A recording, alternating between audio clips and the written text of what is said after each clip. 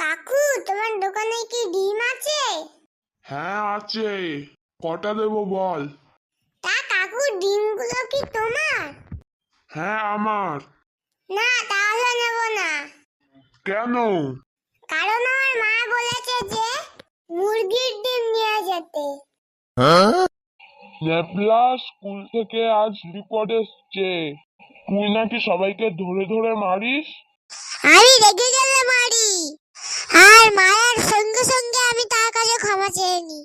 এবার বলো তো, রিপোর্টটা তোমার কাছে কে করেছে? কালকে স্কুলে গিয়ে তাকে দেখে নেবো। বাবা, তোমাকে একটা প্রশ্ন করব। কি প্রশ্ন কর দেখি?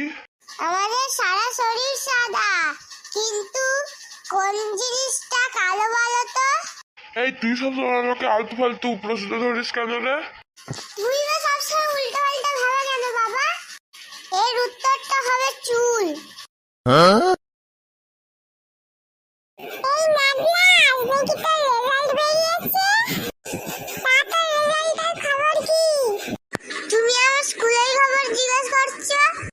আমি কি তোমার অফিসের খবর জিজ্ঞেস করেছি?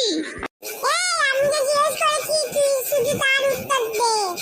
মা, প্রিন্সিপাল স্যারের ছেলে ফেল করেছে।